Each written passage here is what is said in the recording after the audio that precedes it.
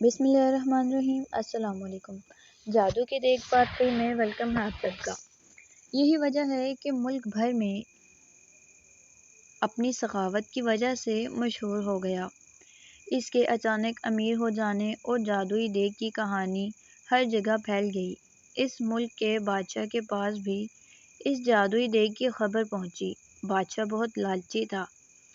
اس کے پاس اپنا بہت سارا خزانہ موجود تھا۔ اس کے باوجود اسے مزید خزانے کی ہوس تھی۔ اس نے سوچا کہ یہ دیگ اگر اسے مل جائے تو اس کے خزانے میں مزید اضافہ ہو جائے گا۔ اس سوچ کے ساتھ بادشاہ نے حکم دیا کہ لکڑہارے اور اس کی دیگ کو محل میں لایا جائے۔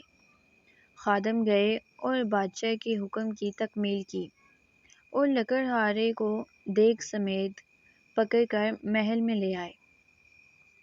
لکڑہارے سے بادشاہ نے وہ دیگ لے لی اور اس کا معائنہ کرنے لگا۔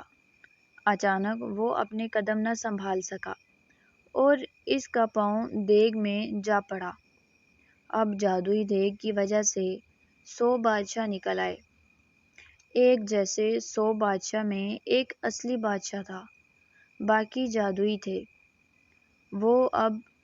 وہ سب دیگ کے حصول اور لالچ کی وجہ سے ایک دوسرے سے لڑنے لگے۔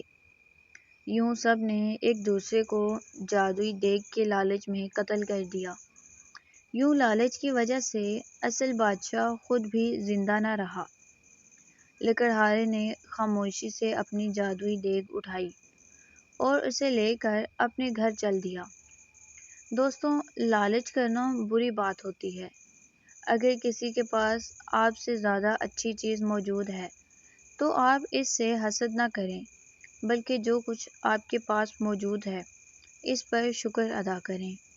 تو فرینڈز، آپ کو یہ سٹوری کیسی لگی کمنٹس باکس میں مجھے ضرور بتائیں۔ ویڈیو پسند آئی ہو تو لائک شیئر کرنا مت بھولیں۔ ملتے ہیں نیکسٹ ویڈیو میں۔ Thanks for watching. اللہ حافظ۔